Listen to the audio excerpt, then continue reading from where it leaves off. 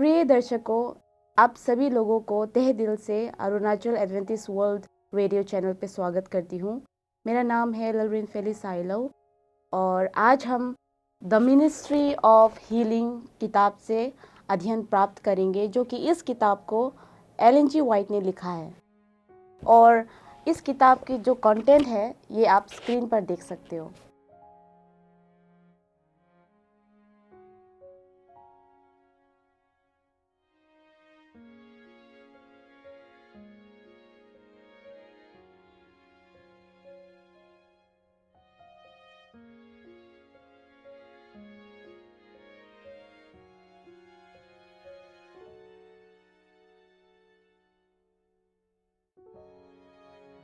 Chapter 2 सब topic सेवा के दिन। कफरनहूम में मछुआरे के घर में पतरस की पत्नी की माँ बहुत बुखार से बीमार पड़ी है और वे उसके बारे में बताते हैं। यीशु ने उसका हाथ छुआ और उसका बुखार उतर गया और वह उठकर उद्धारकर्ता और उसके शिष्यों की सेवा करने लगी। यह खबर तेजी से फैली।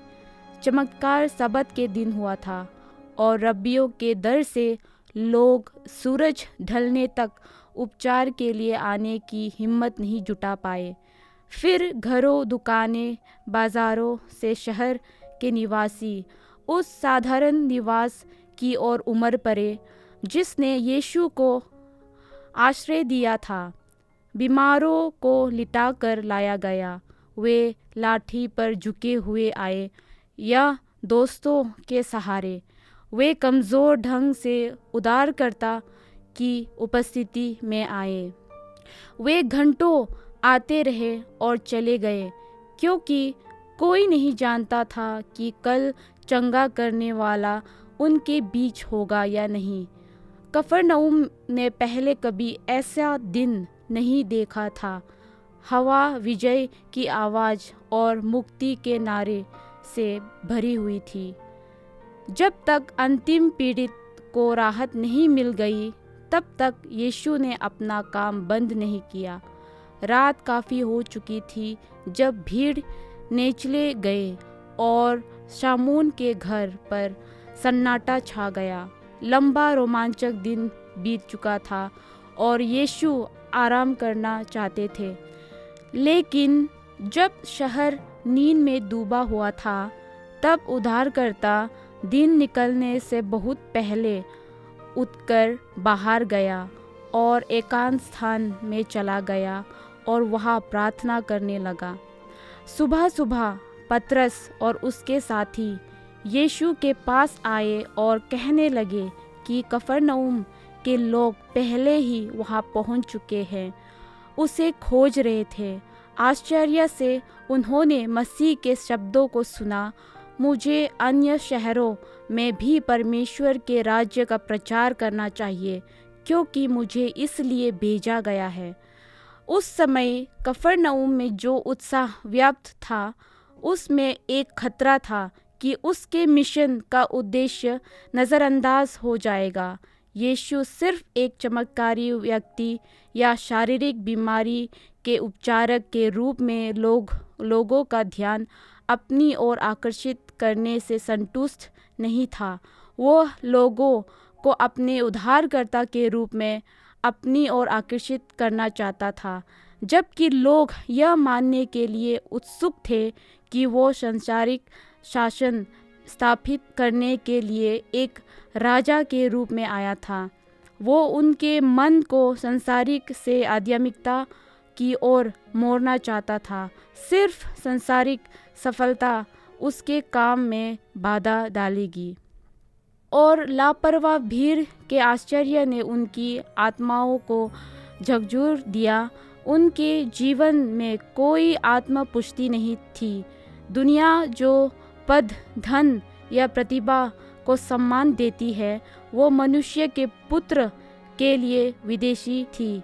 लोगों द्वारा निष्ठा जीतने या सम्मान पाने के लिए इस्तेमाल किए जाने वाले किसी भी साधन का इस्तेमाल यीशु ने नहीं किया। उनके जन्म से सदियों पहले उनके बारे में भविष्यवाणी की गई थी, वह ना चिल्लाएगा, ना ही ऊंचा उठाएगा, ना ही सड़क पर अपनी आवाज़ सुनाएगा। वह कुचले हुए नरकट को नहीं तोड़ेगा और धुंधली जलती हुई आग को नहीं तोड़ेगा, वह सन को ना बुझाएगा। वो सच्चाई के अनुसार न्याय चुकाएगा। फारिसी अपनी ईमानदारी से की जाने वाली रस्मों और अपनी पूजा और धन के दिखावे से अलग पहचान बनाना चाहते थे। उन्होंने धर्म को चर्चा का विषय बनाकर धर्म के प्रति अपने उत्साह को साबित किया। विरोधी संप्रदायों के बीच विवाद जोरदार और लंबे होते थे और सड़कों पर कानून के विद्वान डॉक्टरों से गुस्से में विवाद की आवाज़ सुनना असामान्य नहीं था। यीशु का जीवन इन सब से बिल्कुल अलग था। उस जीवन में कभी कोई शोरगुल, कोई दिखावटी पूजा, कोई वाहवाही पाने का काम नहीं देखा गया। मसीह परमेश्वर में छिपा हुआ था और परमेश्वर अपने पुत्र के चरित्र में प्रकट हुआ था। यीशु चाहते थे कि लोगों के मन इस रहस्य उद्घाटन की ओर निर्देशित हो। धार्मिकता का सूर्य अपनी महिमा से इंद्रियों को चकाचौंध करने के लिए दुनिया पर चमक के साथ नहीं फूटा। मसीह के बारे में लिखा गया है, उसका प्रस्थान भोर की तरह तैयार है। चुपचाप और धीरे से दिन का प्रकाश पृथ्वी पर टूटता है, अंधकार को दूर करता है और दुनिया को जीवन के लिए जगाता है। इसी तरह धार्मिकता का सूर्य उदय हुआ अपनी किरणों में चंगाई लेकर। देखो मेरा सेवक जैसे मैं संभालता हूँ, मेरा चुना हुआ जिससे मेरा मन प्रसन्न है।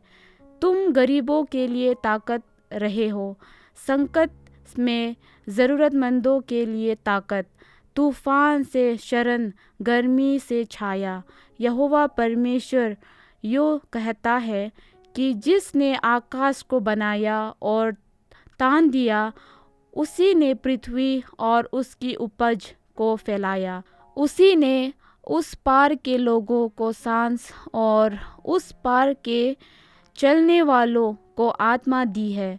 मुझ यहोवा ने तुझे धर्म से बुलाया है और तेरा हाथ थामकर तेरी रक्षा करूँगा और तुझे प्रजा की वाचा ठहराऊँगा और अन्य जातियों के लिए ज्योति ठहराऊँगा कि अंधों की आंखें खोलूँ और बंदियों को बंदीगृह से निकालूँ, और जो अंधकार में बैठे हैं उन्हें बंदीगृह से निकालूँ। मैं अंधों को ऐसे मार्ग से ले चलूँगा जिसे वे नहीं जानते। मैं उन्हें ऐसे मार्गों पर ले चलूँगा जिन्हें वे नहीं जानते। मैं उनके आगे अंधकार को उजाला और तेरी बातों को सीधा कर दूँगा। ये काम मैं उनसे करूँगा और उन्हें ना छोड़ूंगा।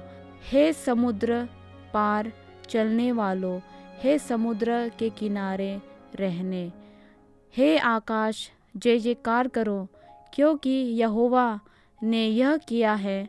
हे पृथ्वी के तराने जय जयकार करो। हे पहाड़ों, हे वन, हे उसके सब वृक्षों, गला खोलकर जय जयकार करो, क्योंकि यहोवा ने याकूब को छुड़ाया है और इज़राइल में महिमावन हुआ है।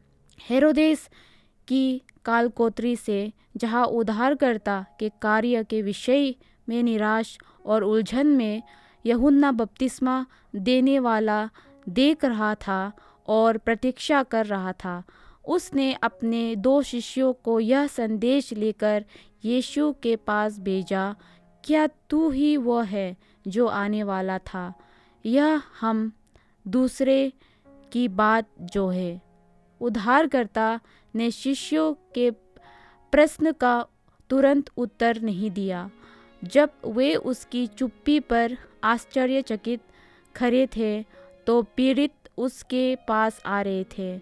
शक्तिशाली उपचारक की आवाज़ बहरे कानों में घुस गई। एक शब्द, उसके हाथ के स्पर्श ने अंधी आँखों को दिन के उजाले, प्रकृति के दृश्यों, मित्रों के चेहरों और उद्धारकर्ता के चेहरे को देखने के लिए खोल दिया। उसकी आवाज़ मरते हुए लोगों के कानों तक पहुंची और वे स्वस्थ और जोश में उठे। लकवाग्रस्त राक्षसों ने उसके वचन का पालन किया। उनका पागलपन दूर हो गया और उन्होंने उसकी पूजा की। गरीब किसान और मजदूर, जिन्हें रब्बियों ने अशुद्ध मानकर त्याग दिया था, चारों ओर इकट्ठा हुए और उसने उनसे अनंत जीवन की बातें कही। इस प्रकार दिन ढल गया। यूहन्ना के शिष्यों ने सब कुछ देखा और सुना। अंत में यीशु ने उन्हें अपने पास बुलाया और उन्हें यूहन्ना से कहने को कहा कि उन्होंने क्या देखा और सुना है, और कहा, धन्य है वो जो मेरे कारण ठोकर ना खाए। शिष्यों ने संदेश को समझ लिया और यह काफ़ी था। यूहन्ना ने मसीहा के बारे में की गई भविष्यवाणी को याद किया। यहोवा ने मुझे नम्र लोगों को सुसमाचार सुनाने के लिए अभिषेक किया है। उसने मुझे इसलिए भेजा है कि टूटे मन वालों को शांति दूं, बंदियों को मुक्ति का संदेश दूं और बंधुओं के लिए बंदीगृह के द्वार खोल दूं। यहोवा के अनुग्रह के वर्ष का प्रचार करूं और सब शोक करने वालों को शांति दूं। नसरत का यीशु ही वादा किया गया व्यक्ति था। पीड़ित मानवता की ज़रूरतों के लिए उसकी सेवकाई में उसकी दिव्यता का प्रमाण देखा गया। उसकी महिमा हमारी दीनहीन अवस्था के प्रति उसकी कृपा में दिखाई दी। मसीह के कार्यों ने न केवल उसे मसीह घोषित किया, बल्कि यह भी दिखाया कि उसका राज्य किस तरह स्थापित किया जाना था। यूहन्ना के लिए वही सत्य खोला गया जो एलिया के लिए रेगिस्तान में आया था, जब एक बड़ी और प्रचंड हवा ने पहाड़ों को चीर दिया और प्रभु के सामने चट्टानों को तोड़ दिया। परंतु प्रभु हवा में नहीं था, और हवा के बाद भूकंप आया, परंतु प्रभु भूकंप में नहीं था, और भूकंप के बाद आग आई, परंतु प्रभु आग में नहीं था, और आग के बाद परमेश्वर ने एक शांत छोटी आवाज़ में भविष्यवक्ता से बात की। इसलिए यीशु को अपना कार्य सिंहासनों और राज्यों को उलटने के द्वारा नहीं, धूमधाम और दिखावे के साथ नहीं, बल्कि दया और आत्म बलिदान के जीवन द्वारा लोगों के दिलों से बात करके करना था। परमेश्वर का राज्य बाहरी दिखावे से नहीं आता, यह उसके वचन की प्रेरणा की कोमलता से, उसकी आत्मा के आंतरिक कार्य से, आत्मा की उसके साथ संगति से आता है जो उसका जीवन है। इसकी शक्ति का सबसे बड़ा प्रकटीकरण मसीह के चरित्र की पूर्णता तक लाए गए मानव स्वभाव में देखा जाता है। मसीह के अनुयायियों को दुनिया की रोशनी बनना है, लेकिन भगवान उन्हें चमकने का प्रयास करने के लिए नहीं कहता है। वो श्रेष्ठ भलाई प्रदर्शित करने के किसी भी आत्म संतुष्ट प्रयास को स्वीकार नहीं करते हैं। वो चाहते हैं कि उनकी आत्माएं स्वर्ग के सिद्धांतों से ओतप्रोत हो। फिर जब वे दुनिया के संपर्क में आते हैं तो वे अपने अंदर मौजूद प्रकाश को प्रकट करेंगे। जीवन के हर कार्य में उनकी दृढ़ निष्ठा प्रकाश का साधन होगी। धन संपत्ति या उच्च पद, महंगा उपकरण, वास्तुकला या साज सज्जा ईश्वर के कार्य की उन्नति के लिए आवश्यक नहीं है। ना ही ऐसी उपलब्धियां जो लोगों की प्रशंसा प्राप्त करती है और घमंड को बढ़ावा देती है। संसारिक दिखावा चाहे कितना भी प्रभावशाली क्यों ना हो, भगवान की नज़र में इसका कोई मूल्य नहीं है। दृश्य और लौकिक से ऊपर वो अदृश्य और शाश्वत को महत्व देता है। पहला केवल तभी मूल्यवान है जब वो बाद वाले की व्यक्त करता है। कला के बेहतरीन उत्पादनों से कोई सुंदरता नहीं होती है जो चरित्र की सुंदरता के साथ तुलना कर सके, जो आत्मा में पवित्र आत्मा के काम का फल है। जब परमेश्वर ने अपने पुत्र को हमारी दुनिया को दिया तो उसने मनुष्य को अविनाशी धन संपत्ति प्रदान की।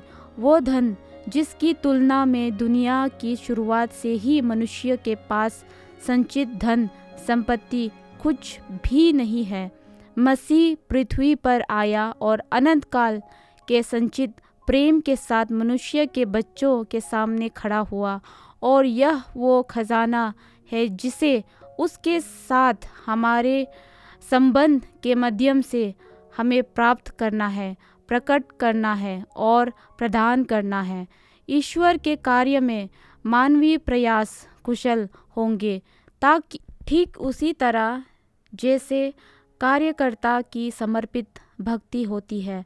मसीह के अनुग्रह की शक्ति को जीवन में परिवर्तन करने के लिए प्रकट करके हमें दुनिया से अलग होना चाहिए, क्योंकि ईश्वर ने हम पर अपनी मोहर लगाई है, क्योंकि वो हमारे अंदर अपने प्रेम के चरित्र को प्रकट करता है।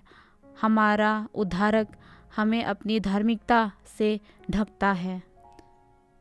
अपनी सेवा के लिए पुरुषों और महिलाओं को चुनते समय परमेश्वर यह नहीं पूछता कि उनके पास संसारिक धन, ज्ञान या वाक्पटु है या नहीं। वो पूछता है, क्या वे इतनी विनम्रता से चलते हैं कि मैं उन्हें अपना मार्ग सिखा सकूं? क्या मैं अपने शब्द उनके होठों में डाल सकता हूं? क्या वे मेरे प्रतिनिधित्व करेंगे? परमेश्वर प्रत्येक व्यक्ति का उपयोग उसी अनुपात में कर सकता है जिस अनुपात में वह अपनी आत्मा को आत्मा मंदिर में ढाल सकता है। वो जो कार्य स्वीकार करेगा वह कार्य है जो उसकी छवि को दर्शाता है। उसके अनुयायियों को दुनिया के सामने अपने प्रमाण पत्र के रूप में उसके अमर सिद्धांतों की अमिट विशेषताओं को धारण करना है।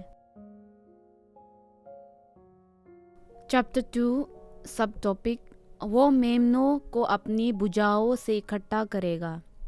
जब यीशु नगरों की सड़कों पर प्रचार कर रहे थे तो माताएं अपने बीमार और मरते हुए बच्चों को गोद में लिए भीड़ के बीच से निकलकर यीशु की नज़र में आने की कोशिश कर रही थी। इन माताओं को दुखी, पीली, थकी हुई, लगभग निराश, फिर भी दृढ़ निश्चय अपने दुख का बोझ उठाते हुए वे उद्धारकर्ता की तलाश करती है। जब वे भीड़ में वापस आ जाती है तो मसीह कदम दर कदम उनके पास पहुंचता है। जब तक कि वो उनके करीब नहीं पहुंच जाता, उनके दिलों में आशा की किरणें उठती है। जब वे उसका ध्यान आकर्षित करती है तो उनकी आँखों में खुशी के आंसू बहते हैं और वे दया और प्रेम व्यक्त करती आँखों में देखती है। समूह में से एक को अलग करके उद्धारकर्ता ने उसका आत्मविश्वास बढ़ाते हुए कहा, मैं तुम्हारे लिए क्या करूं? वो अपनी भरी इच्छा को रोते हुए कहती है, हे प्रभु, आप मेरे बच्चे को ठीक कर दे। मसीह ने उस बच्चे को उसकी बाहों से ले लिया और उसके स्पर्श से रोग भाग गया। मृत्यु का पीलापन चला गया। जीवन देने वाली धरांसों में प्रवाहित होता है। मांसपेशियों को शक्ति मिलती है। माँ को सांत्वना और शांति के शब्द कहे जाते हैं। और फिर एक और मामला उतना ही ज़रूरी प्रस्तुत किया जाता है।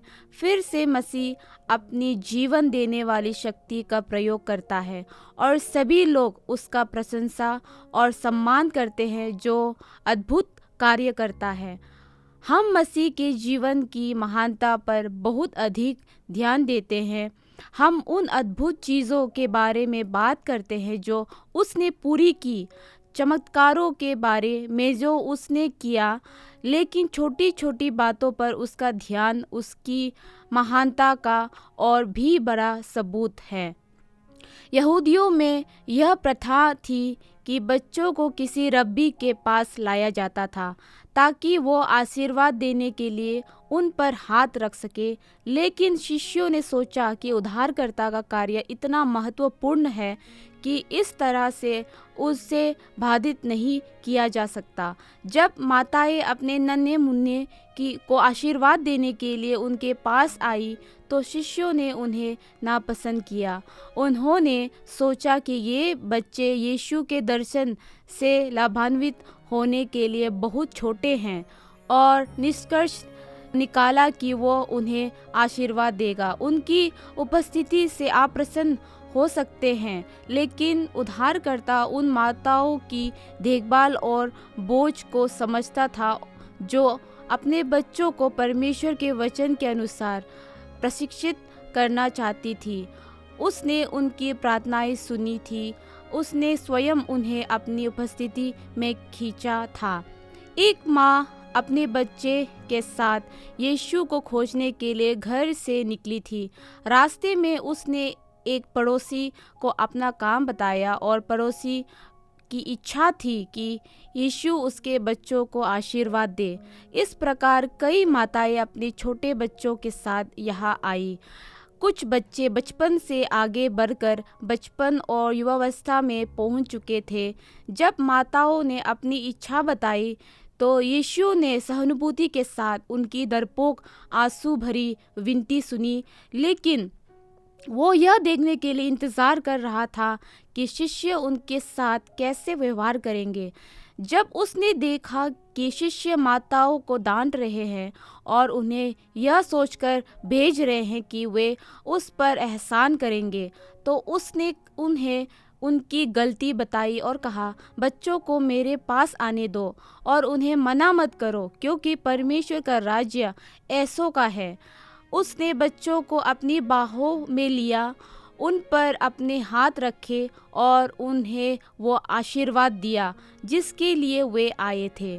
माताओं को सांत्वना मिली। वे मसीह के वचनों में साक्षात और धन्य होकर अपने घरों को लौटी। उन्हें नए उत्साह के साथ अपना बोझ उठाने और अपने बच्चों के लिए आशापूर्वक काम करने के लिए प्रोत्साहित किया गया।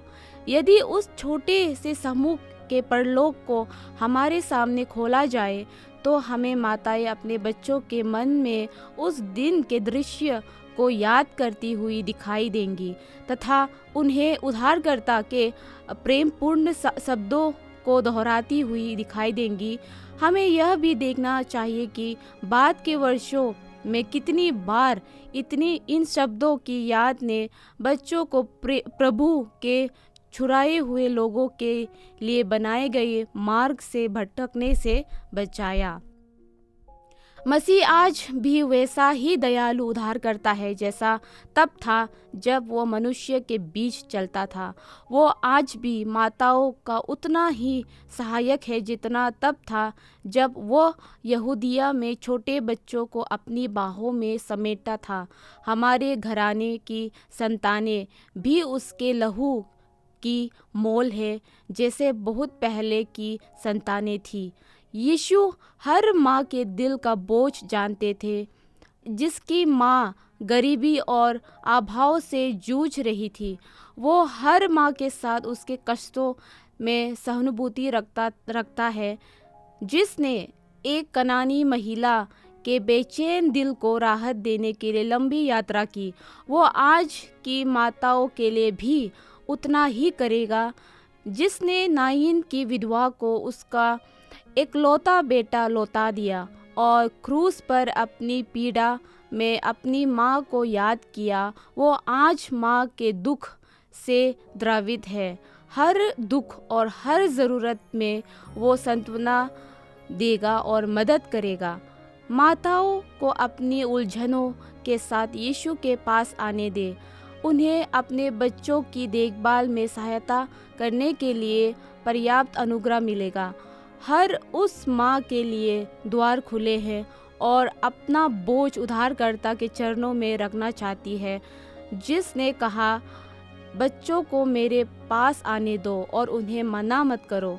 अभी भी माताओं को अपने बच्चों को उसके पास आशीर्वाद लाने के लिए आमंत्रित करता है। यीशु ने अपने संपर्क में लाए गए बच्चों में ऐसे पुरुषों और महिलाओं को देखा जो उसके अनुग्रह के उत्तराधिकारी और उसके राज्य के विषय होने चाहिए, और जिनमें से कुछ उसके लिए शहीद हो जाएंगे। वो जानता था ये बच्चे उसकी बात सुनेंगे और उसे अपने उद्धारकर्ता के रूप में वयस्कों की तुलना में कहीं अधिक आसानी से स्वीकार करेंगे, जिनमें से कई सांसारिक रूप से बुद्धिमान और कठोर हृदय वाले थे। शिक्षा देते समय वो उनके स्तर पर उतर आया। वो स्वर्ग के महामहिम ने उनके सवालों के जवाब दिए और उनकी बचकानी समझ के अनुसार अपने महत्वपूर्ण पाठों को सरल बनाया। उसने उनके मन में सत्य के बीज बोए जो आने वाले वर्षों में उगेंगे और अनंत जीवन के लिए फल देंगे। जब यीशु ने शिष्यों से कहा कि बच्चों को मना न करें, यीशु बच्चों को अपने पास आने के लिए कह रहे थे। वे सभी युगों में अपने अनुयायियों से बात कर रहे थे। चर्चा के अधिकारियों, मंत्रियों, सहायकों और सभी ईसाइयों से यीशु बच्चों को आकर्षित कर रहे हैं और वे हमें आदेश देते हैं, उन्हें आने दो, मानो वे कह रहे हो वे आएंगे यदि आप उन्हें नहीं रोकेंगे। आपने गैर मसीही चरित्र को यीशु का गलत प्रतिनिधित्व ना करने दे। अपनी ठंडक और कठोरता से छोटे बच्चों को उनसे दूर ना रखें। उन्हें कभी भी यह महसूस ना होने दे कि स्वर्ग उन्हें खुश कर देगा। यदि आप वहाँ होते तो यह उनके लिए सुखद स्थान नहीं होता। धर्म के बारे में ऐसी बात ना करें जिसे बच्चे समझ नहीं सकते, या ऐसे व्यवहार ना करें जैसे कि उनसे बचपन में मसीह को स्वीकार करने की अपेक्षा नहीं की गई थी। उन्हें यह गलत धारण ना दे कि मसीह का धर्म निराशा का धर्म है और उद्धारकर्ता के पास आने पर उन्हें वह सब त्यागना होगा जो जीवन को आनंदमय बनाता है। जैसे जैसे पवित्र आत्मा बच्चों के दिलों पर काम करता है, उसके काम में सहयोग करें। उन्हें सिखाइए कि उद्धारकर्ता उन्हें बुला रहा है, कि उनके खिलाने और ताजगी भरे वर्षों में खुद को उसके लिए समर्पित करने से ज़्यादा खुशी उसे और कुछ नहीं दे सकती।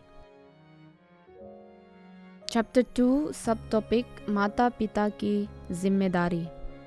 उद्धारकर्ता उन आत्माओं के प्रति असीम कोमलता से सम्मान करता है जिन्हें उसने अपने खून से खरीदा है।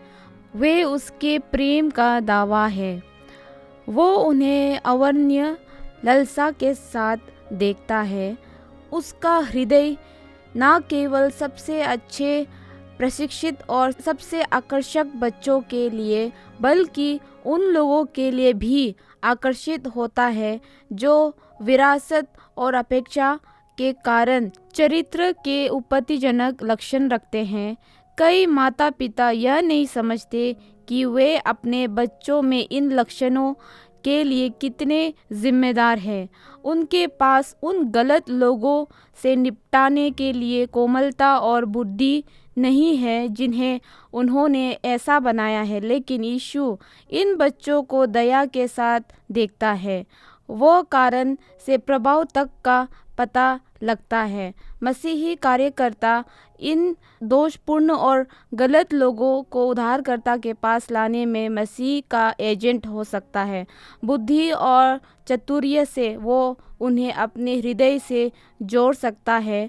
वो साहस और आशा दे सकता है और मसीह की कृपा से उन्हें चरित्र से परिवर्तित होते हुए देख सकता है, ताकि उनके बारे में यह कहा जा सके, ऐसे लोगों का परमेश्वर का राज्य है।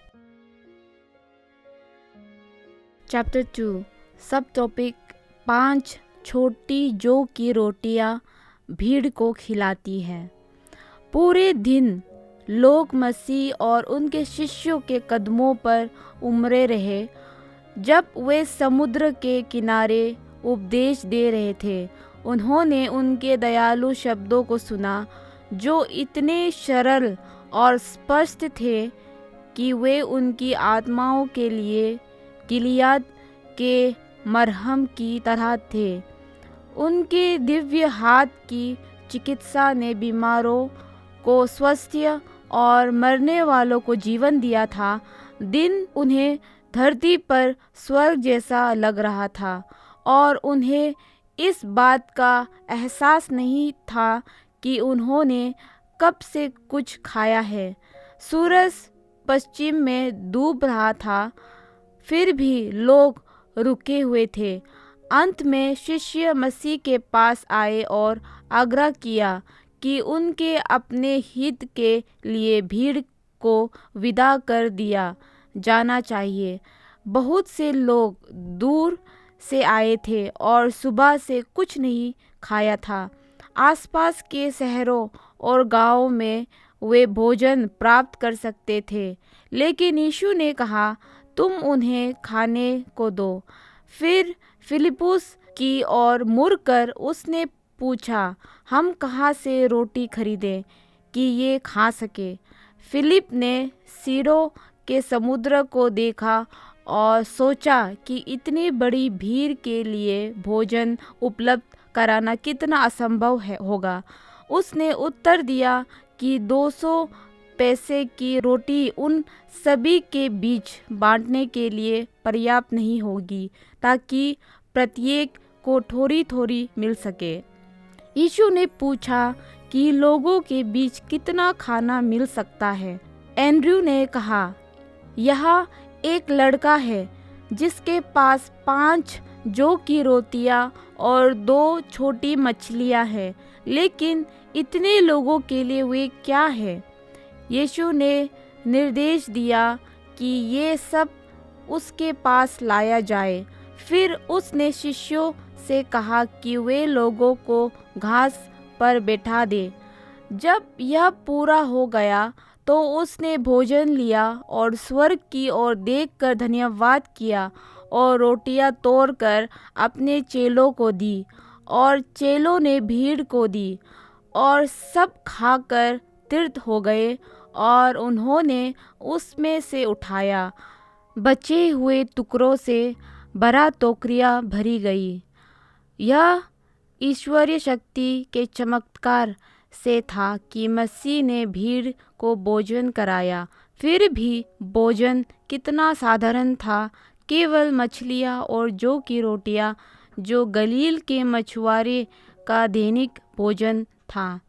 मसीह लोगों के लिए भरपूर भोजन परोस सकते थे, लेकिन केवल भूख मिटाने के लिए बनाया गया भोजन उनके भले के लिए कोई सबक नहीं देता।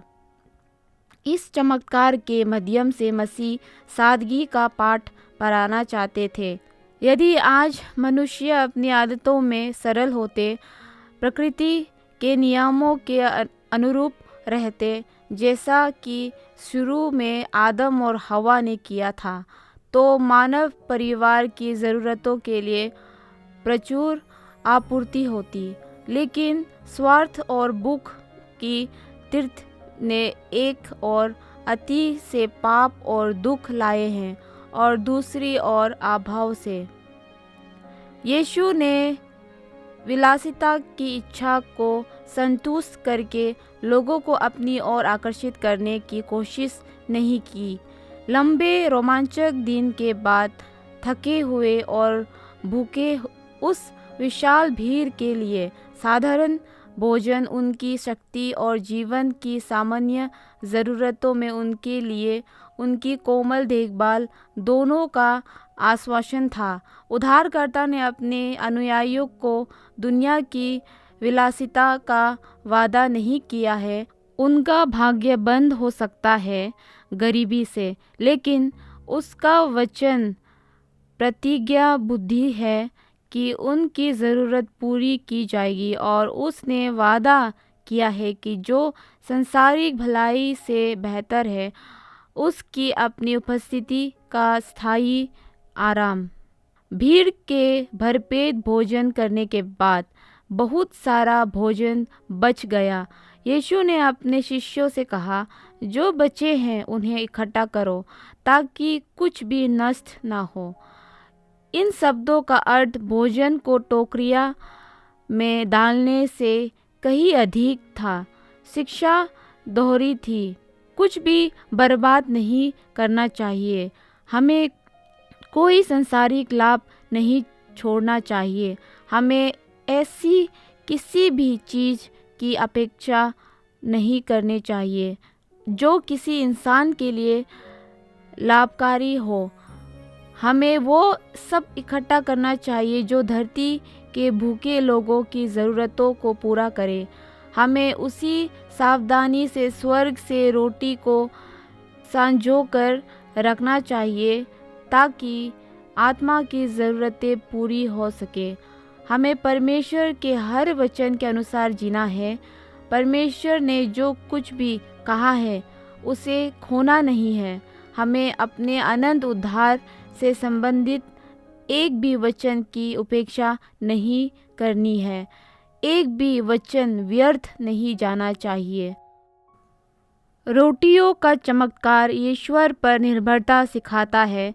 जब मसीह ने 5,000 लोगों को भोजन कराया तो भोजन हाथ में नहीं था। जाहिर है कि उनके पास कोई साधन नहीं था। वहाँ वे 5,000 पुरुषों के साथ महिलाओं और बच्चों के अलावा जंगल में थे। उन्होंने भीड़ को अपने पीछे आने के लिए आमंत्रित नहीं किया था। उनकी उपस्थिति में रहने के लिए उत्सुक वे बिना किसी निमंत्रण या आदेश के आए थे, लेकिन वो जानते थे कि पूरे दिन उनके निर्देश सुनने के बाद वे भूखे और बेहोश हो गए थे। वे घर से बहुत दूर थे और रात होने वाली थी। उनमें से कोई के पास भोजन खरीदने का कोई साधन नहीं था। जिसने उनके लिए जंगल में 40 दिन उपवास किया था, वो उन्हें अपने घरों को उपवास करके लौटने नहीं देगा। परमेश्वर की कृपा से यीशु को इस स्थान पर रखा गया था और वो अपने दुख से छुटकारा पाने के लिए अपने स्वर्गीय पिता पर निर्भर था। आवश्यकता जब हम मुश्किल परिस्थितियों में फंस जाते हैं तो हमें भगवान पर निर्भर रहना चाहिए। हर आपात स्थिति में हमें उनसे मदद मांगनी चाहिए जिनके पास असीमित संसाधन है। इस चमत्कार में मसीह ने पिता से प्राप्त किया। उसने शिष्यों ने लोगों को और लोगों ने एक दूसरे को प्रदान किया। इसलिए जो लोग मसीह से जुड़े हुए हैं वे उससे जीवन की रोटी प्राप्त करेंगे और इसे दूसरों को प्रदान करेंगे। उसके शिष्य मसीह और लोगों के बीच संचार के नियुक्त साधन है। जब शिष्यों ने उद्धारकर्ता का निर्देश सुना, उन्हें खाने को दो, तो उनके मन में सभी कठिनाइयाँ उठ खड़ी हुई। उन्होंने पूछा, क्या हम भोजन खरीदने के लिए गांव में जाएं? लेकिन मसीह ने क्या कहा? उन्हें खाने को दो। शिष्यों ने जो कुछ भी था उसे यीशु के पास लाया, लेकिन उसने उन्हें खाने के लिए आमंत्रित नहीं किया। उसने उन्हें लोगों की सेवा करने के लिए कहा। भोजन उसके हाथों में बढ़ता गया और शिष्यों के हाथ मसीह की ओर बढ़ते हुए कभी खाली नहीं हुए। थोड़ा सा भंडार सभी के लिए पर्याप्त था। जब भीड़ को भोजन मिल गया तो शिष्यों ने यीशु के साथ स्वर्ग से प्राप्त बहुमूल्य भोजन खाया। जब हम गरीबों, अज्ञानियों, पीड़ितों की ज़रूरतों को देखते हैं तो कितनी बार हमारा दिल टूट जाता है। हम सवाल करते हैं, हमारी कमज़ोर ताकत और सीमित संसाधन इस भयानक ज़रूरत को पूरा करने में किस काम आएंगे? क्या हमें इस काम को निर्देशित करने के लिए किसी और की प्रतीक्षा नहीं करनी चाहिए, या किसी संगठन की प्रतीक्षा नहीं करनी चाहिए जो इसे संभाले? मसीह कहते हैं, तुम उन्हें खाने के लिए दो। अपने पास जो साधन, समय, क्षमता है उसका उपयोग करो। अपने जौ की रोटियां यीशु के पास ले आओ। हालांकि आपके संसाधन हजारों लोगों को खिलाने के लिए पर्याप्त नहीं हो सकता है, लेकिन वे एक को खिलाने के लिए पर्याप्त हो सकते हैं। मसीह के हाथ में वे कई लोगों को खिला सकते हैं। शिष्यों की तरह जो आपके पास है उसे दे। मसीह उपहार को कई गुना बढ़ा देगा। वो ईमानदार, सरल निर्भरता को पुरस्कृत करेगा। जो कुछ थोड़ा बहुत लगता था वो एक भरपूर दावत साबित होगा। जो थोड़ा बोता है वो थोड़ा काटेगा भी, और जो आशीष के साथ बोता है वो आशीष के साथ कटेगा भी। परमेश्वर तुम्हारे लिए सब प्रकार का अनुग्रह बहुतायत से देने में समर्थ है, जिससे हर समय हर बात में तुम्हारे पास सब कुछ पर्याप्त मात्रा में हो, और हर एक भले काम के लिए तुम्हारे पास बहुत कुछ हो, जैसा लिखा है। उसने दूर दूर तक फैलाया, उसने गरीबों को दान दिया, उसका धर्म सदा बना रहेगा। और जो बोने वाले को बीज और भोजन के लिए रोटी देता है, वही तुम्हारे बोने के लिए बीज देगा और उसे बढ़ाएगा, और तुम्हारे धर्म के फलों को बढ़ाएगा, और तुम सब बातों में सब प्रकार की उदारता के लिए समृद्ध किए जाओगे।